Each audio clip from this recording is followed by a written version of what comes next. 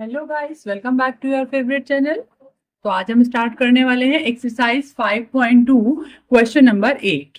So the question is an AP consist of 50 terms of which third term is 12 and the last term is 106। Find the 29 term.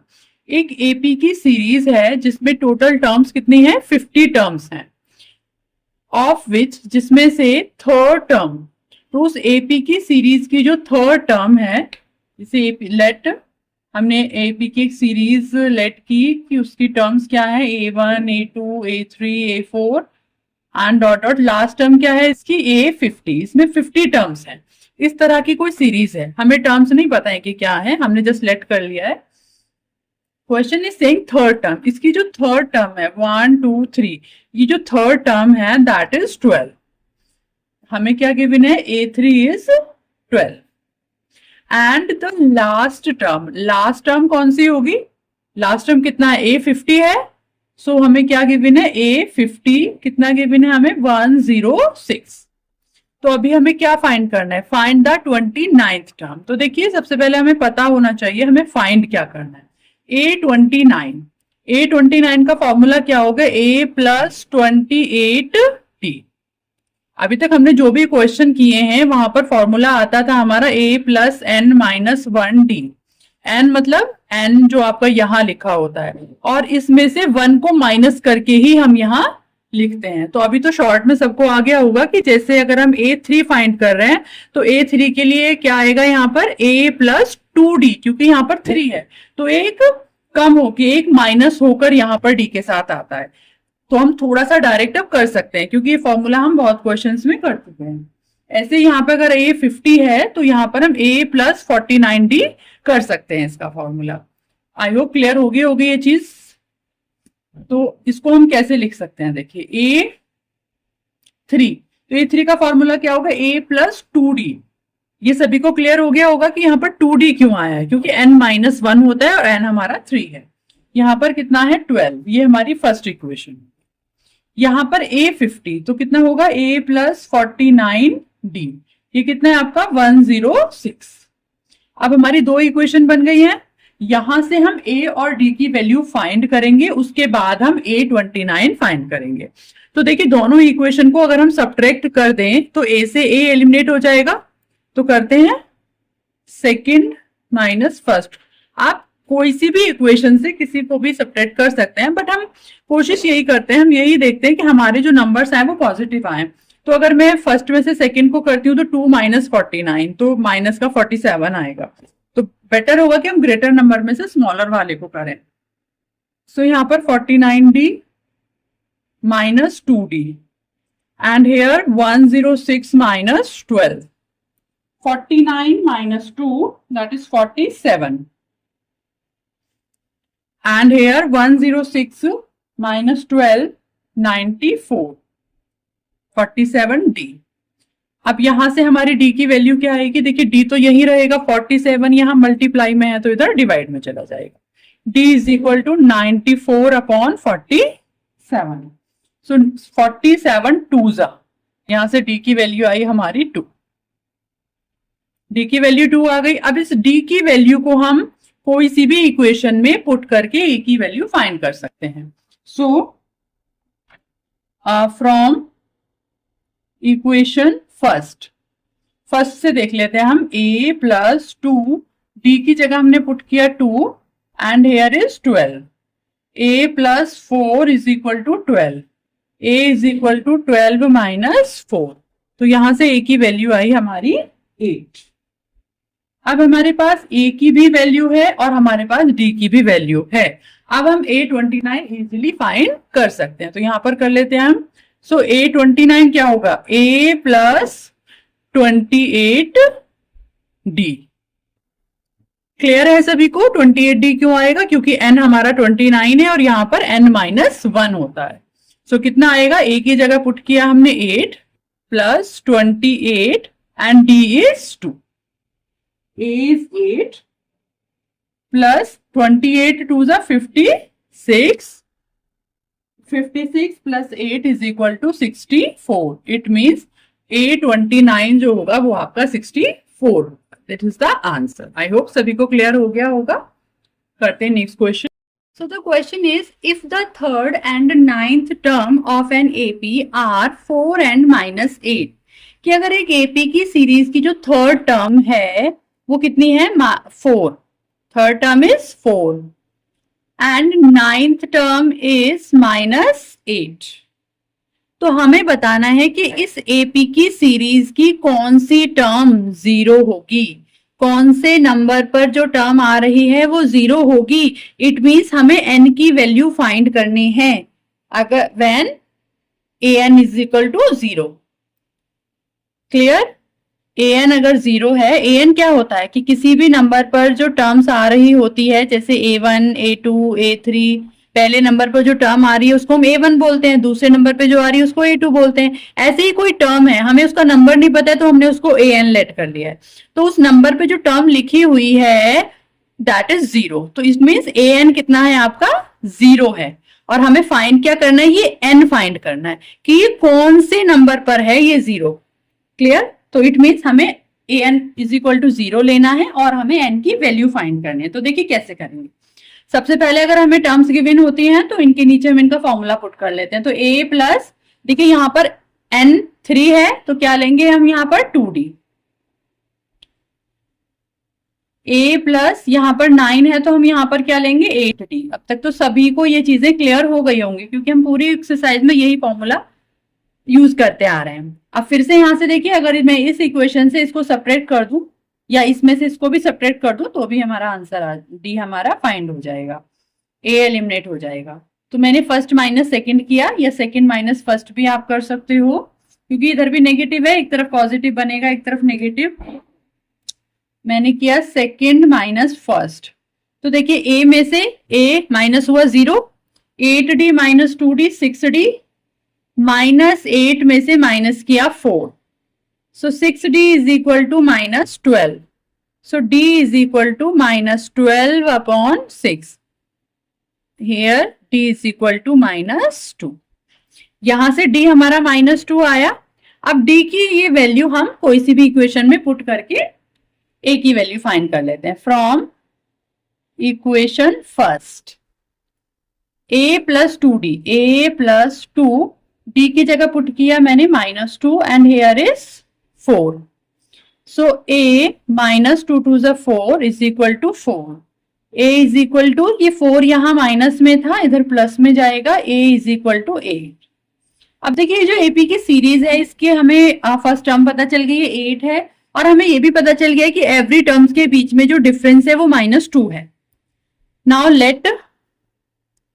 Late किया हमने, late an is equal to 0, so an, अभी जब a3 given था तो a3 का formula लगाया उसके नीचे, a9 गिवन था तो a9 का फॉर्मूला पुट किया हमने।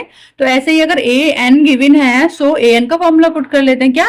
a plus n minus 1d is equal to 0। a is 8 plus n की वैल्यू हमें फाइंड करनी है and d is -2 that is 0। So n -1 और -2, ये 8 यहाँ प्लस में है तो यहां पर माइनस में जाएगा। अब देखिए यहां से क्या बचा?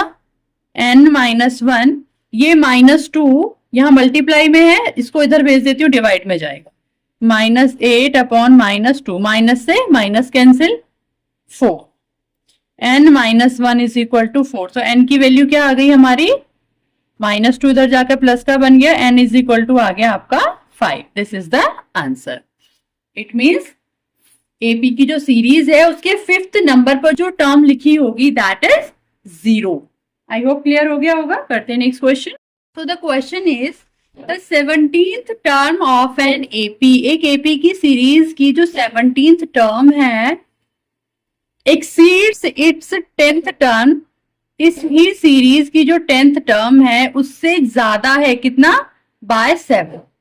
मीन्स 17th टर्म जो है वो इससे 7 ज्यादा है, 7 ज्यादा है। तो अगर मुझे इन दोनों के बीच में इज इक्वल टू का साइन लगाना है, दोनों कब इज इक्वल टू होंगे? ये तो 7 कम है ना, तो जब मैं इसमें 7 ऐड कर दूंगी तभी तो ये दोनों इक्वल होंगे आपस में, क्योंकि ये ऑलरेडी 7 ज्यादा है। ओके तो बस यही चीजें क्लियर होनी चाहिए कि ये 7 हमें ऐड किधर करना है। बहुत सारे स्टूडेंट यही थोड़ा कंफ्यूज हो जाते हैं और वो 7 को यहाँ पर ऐड कर दें। आप इसको दो तरह से हम लिख सकते हैं, या तो हम इधर 7 ऐड कर दें तब ये दोनों इक्वल होंगे, या हम इधर से 7 माइनस कर दें, क्योंकि यहाँ 7 ज्यादा है, या हम इधर कुछ ना ऐड करके इधर 7 माइनस कर दें। तो कैसे भी आप कर सकते हो। तो देखिए अब हमें फाइंड क्या करना है, हमें कॉमन डिफरेंस टी फाइंड करना है। तो करते हैं, फिर से वही A17 लिखा हुआ है तो इसका फॉर्मूला क्या हो गया, A प्लस 16D। अब तक तो सबको क्लियर हो गया अच्छे से। A प्लस यहाँ पर 10 लिखा हुआ है तो here is 9D and plus 7।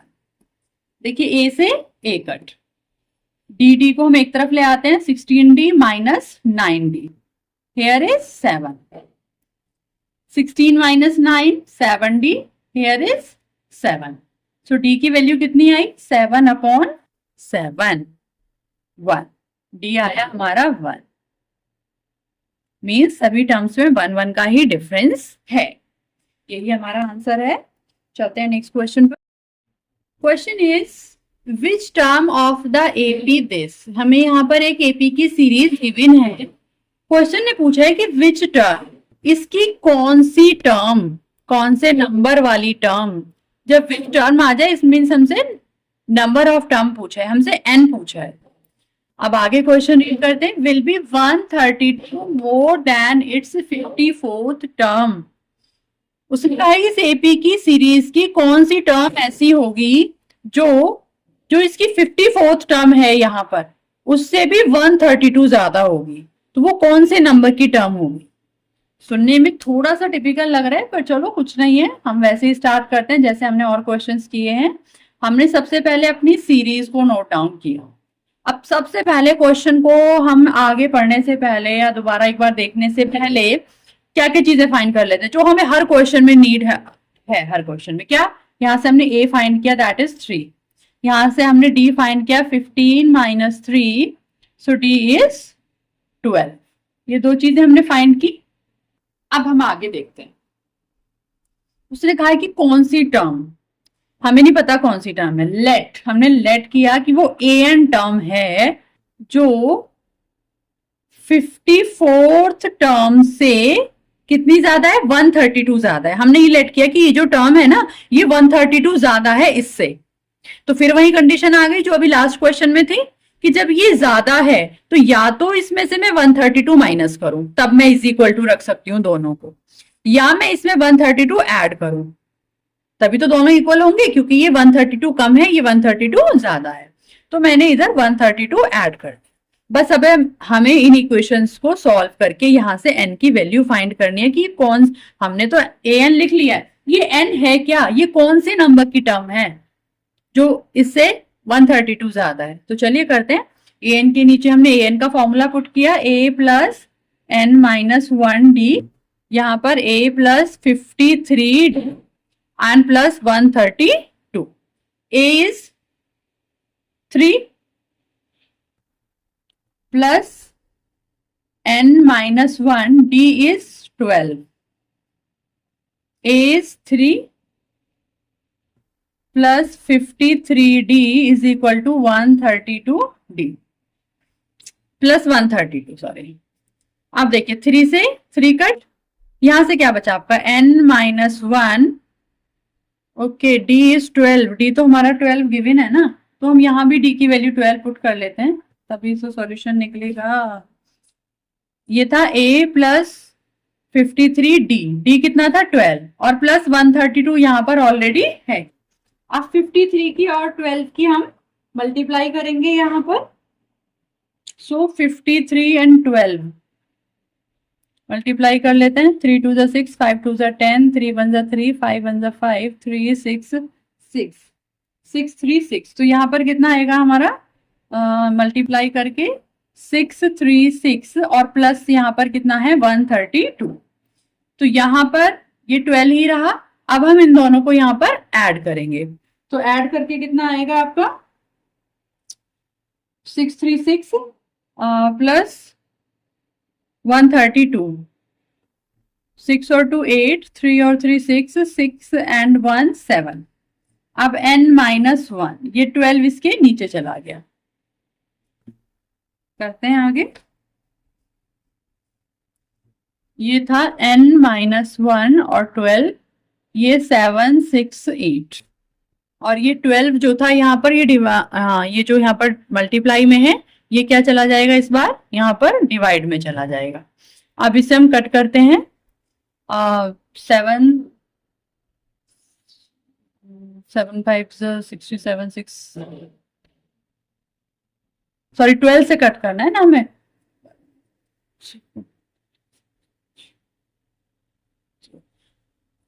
64 n-1 is equal to 64।